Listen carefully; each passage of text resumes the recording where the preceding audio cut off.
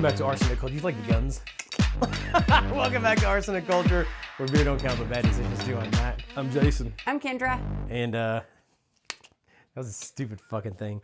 I want to talk about something fun for this spill. This is really cool. Fun? Yeah. It is fun. I think enough time has passed that we can say it's fun. It's actually absolutely horrible, but it's crazy because this guy's, what do they call him, like Iron Mike? Yeah. You ever heard of Michael Malloy? Kendra? I don't think so. No, you definitely haven't. The man who wouldn't die. The man who wouldn't die. That's his moniker. This is the craziest fucking story, and I absolutely love it. Ties in with kind of like old Prohibition history in the United. Was this United? Yeah, this was the United States. Yeah. But yeah, this is the story of a man who was a raging alcoholic, but could hold his liquor. And as the story goes, we're going to find out. Should we just get into it, or should we give me some more? Well, first off, let's tell us what we're drinking because of this show. Oh yeah. So we're going to open up a bottle of Dogfish Head Old School. Mr. Michael Malloy's beverage of choice was whiskey, but this is... I think his beverage of choice is whatever's in front of him. Whatever's in front of him. Actually, that's probably more like what it is. But one of our buddies on Instagram, P.James, or Patty C. Patty C. Cakes. We see you, buddy. Yeah, he was talking about how he saw this in the cellar. So we're going to open one of these in honor of him. Thanks, man. I don't know why I thanked him. Wait, was he like excited that you had that? He was. Okay. Yeah. He saw it in the background. Yeah. Hey, And, hey, we have many of those. Yeah. If anybody I think I got one little coming your way too, buddy. favor. So let me give you a little background on Michael Malloy, but I guess I got to set it up a little bit. I'm going to cut some of this out. Good. Let me set it up just a little bit. Michael Malloy was an older guy who a group of people took out an insurance policy on him and tried to collect on the insurance policy by having him killed and make it look like an accident. Shouldn't he have had to sign the... Apparently back then you didn't have to. This was back in 1933. Okay. Shortly. I guess that was after Prohibition was So it looks like the plot started in 1932. 32, gotcha. So I think he actually passed away in like 33, 34, somewhere around there. Okay. Yeah, he died in 33, you're right. Yeah. He was born in 1873 in Ireland. He was an Irish drunk. Yeah. Makes sense. So he was Michael Malloy was a former firefighter and a stationary engineer. Oh, I didn't see that. Yeah. His nicknames were Mike the Durable, Iron Mike, and Rasputin of the Bronx. Like he had like this whole entire just like fan fiction kind of like thing people follow. Rasputin had like what, 20 lives or some shit? Yeah. Oh yeah. By the early 1930s, unfortunately, Malloy was homeless and struggling with alcoholism in New York City, which I think a lot of people were. You know what I mean? I thought you poured me one too. So let me set up the group of people that. Did you get some, Kendra? I'll just take a little. Let me set up the group of people. They call them the Murder Trust. Tony Marino, he was the speakeasy owner of the bar that Michael Malloy frequented, right? Yep. Joseph Red Murphy was the bartender at said establishment. Francis Pasqua was the possible mastermind of the entire thing. He was Undertaker. He was the undertaker at a funeral home. Mm-hmm. So he had a little experience with dead bodies. They're all like, this guy's going to die any minute. Pretty much, yeah. Let's cash in on it. Daniel Kreisberg was considered.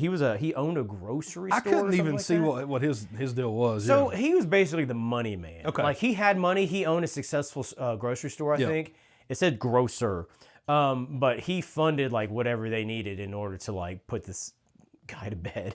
And then Hershey Green was kind of unfortunately brought up. He's a taxi driver in this thing. But like I said, these guys got together. They're like, Michael Malloy is a raging alcoholic. He's going to die any second. Back then, I guess you didn't need to have the assigned party sign off on their own insurance policy. So they opened up an insurance policy on him. It was $3,500. You know what that is in today's money? $56,000. No. Are you guessing? No. 200,000. I didn't know if you saw a different number than I I did. might have. What'd you say? Okay. Well, what I saw. It's around $86,000 today. That is not that much, really. It's No. really not that much. No. No, even in today's money, if you kind of like that's a lot of. I guess not worth if the you're risk. insuring a career drunk, though, it might be. Yeah. That was like all the money they had to put in on it. Pretty much, yeah. They're all The guy's alcoholics. grocery store must not have been that successful. If they go any higher, it's going to like make a physical. Yeah. Found a lottery ticket. Pretty much, yeah. Do you want to tell us about some of these attempts to try to kill this motherfucker? So the first attempt they did, they actually gave him a tab at this speakeasy. Yep. So they kept essentially pouring for him whatever he wanted, essentially, for about 3 days. Just fucking Trying to kill him. So they're like, let's let him. He's already an alcoholic. I think this was the crux of the original plan, was to let him drink himself to death. And then that way it would just be like seen as like, oh, he just fucking died of alcohol poisoning. So they did that and it didn't work. So what they did is they gave him shots. Hold on, back up. Could you imagine just drinking nonstop for 3 days and being like, keep him coming, keep him coming.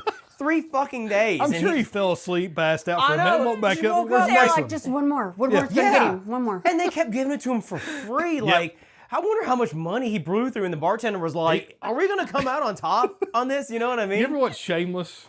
No. That's I heard a it's great a show. Yeah. But it's the same thing. Frank is his name on there.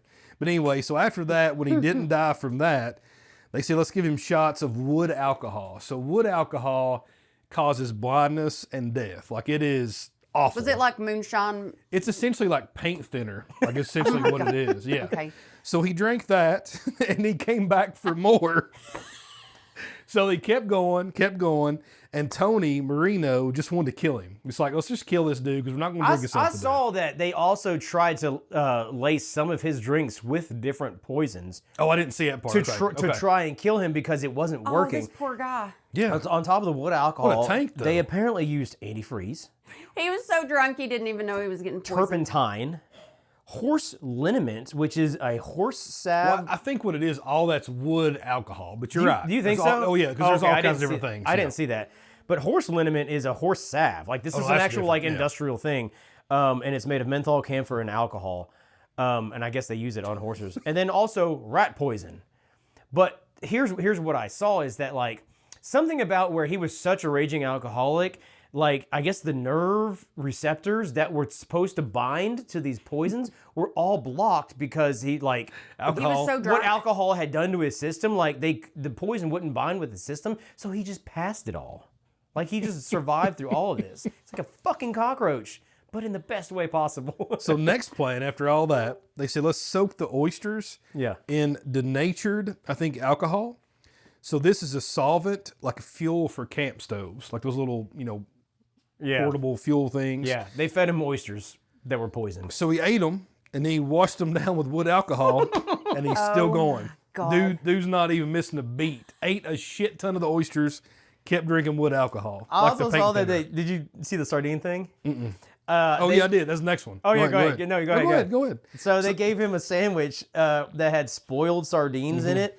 With Mixed shrapnel. Yeah, with poison. Oh my God. And like carpet tacks or some shit. He fucking ate it.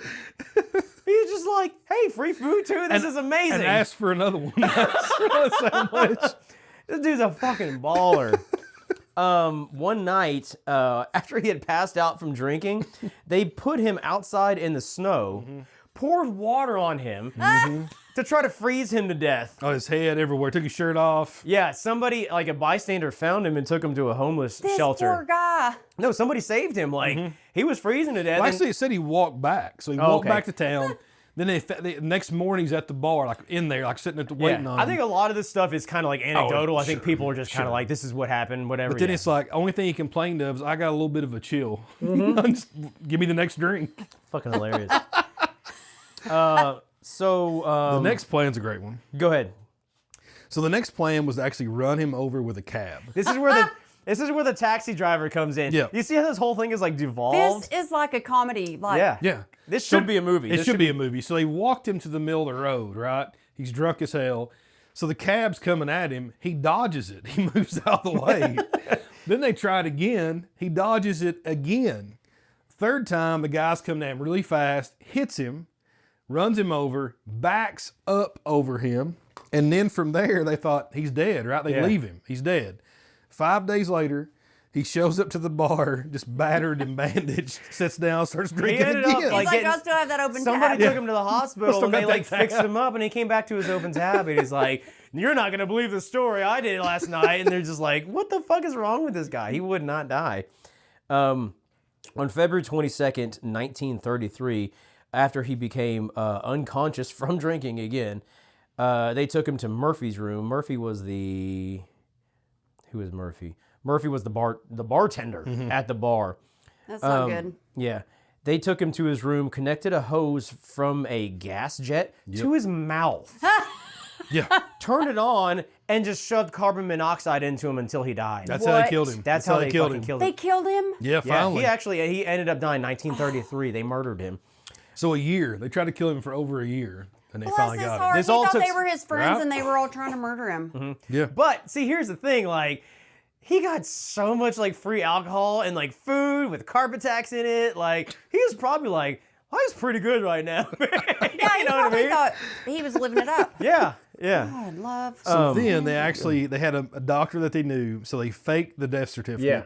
They gave him lobar pneumonia as a cause of death instead of the, inhalation of whatever, carbon monoxide. Carbon monoxide. So they received $800 from the insurance. 800. That's it. That was one policy. They had multiple policies. yeah. So they went to collect another policy, and then that insurance agency is like, we want to see the body. Well, they couldn't. It was already buried. So that's when the investigation started, and that's where they figured this out. So all these guys were tried and convicted of first-degree murder, and all of them were sent to electric chair, and they were killed on the first trial. Isn't that crazy? Oh my God. How many people were involved? There was 6, I believe. Yeah. Is that what Well, we said? 5. Was it 5 plus him. 5? And I guess the taxi driver was implicated too. I think he rolled on them though. So Frank, You think so? Tony, Daniel, and Joseph were the 4 that That's sentenced the to grocery death. store owner, the bartender, the bar owner, and then the undertaker. Correct. And then you think the taxi driver rolled on them. He must have gave us some information on him because he Damn, didn't that's mention some him. karma. That is some fucking karma. So here is what lobar pneumonia is. Here we go. Here's what lobar pneumonia is. It's an infection that causes inflammation and consolidation or solidification of a whole lobe of the lung. It's gone. And it's usually caused by Streptococcus pneumonia, although other bacteria can be responsible. So it flattens your lung out, basically. So it pretty Then- much like kill part of your lung. Okay. Like it won't be able to use it. So you'll hear like, and they always check your chest and stuff. That's what they're checking for. Those quadrants. They're listening for that. And apparently that was a pretty common way for alcoholics and homeless people to die. sure. So this doctor basically just kind of threw that up as kind of like, oh, it's another homeless guy dying. And then the exhumation came in. They did the autopsy or whatever, and they're like, So they that's not the exhumed case. him and They dug his dead body up. Yeah. Yeah. And I didn't see, like, the doctor had to have been in on it to some degree. I think they must have paid him off. the first doctor. Well, the guy that ruled his death. Well, they said as, he was a free, and they just kind of like got him to do it. Fake the death certificate. I think they probably threw him like $50, and they're like, "Can you just say it's lobar pneumonia?" Sign off on this. Yeah, because I don't think he was implicated in it, but for all intents and purposes, it sounded like They could have also just taken him to him. So, hey, we found this drunk out here. He froze to death. It's probably pneumonia. He's like, yeah, okay. I see 10 of these a day. You know? Yeah. So Didn't even check him. but he did die, but it fucking took a long time. He had a hell of a run. He had a solid year That's a going fucking there. amazing. Yeah. I think that's an amazing Bless story. his heart. I know. What do you think of the beer?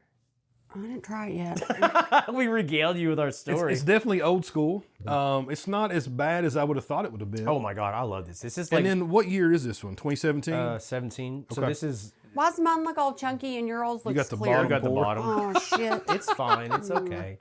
It's protein. It's good for Mine's you. better. It's actually probably all carbs, honestly. I need carbs. Yeah, After no. last night. But this is what? This is an 8-year-old beer. Yeah, 8.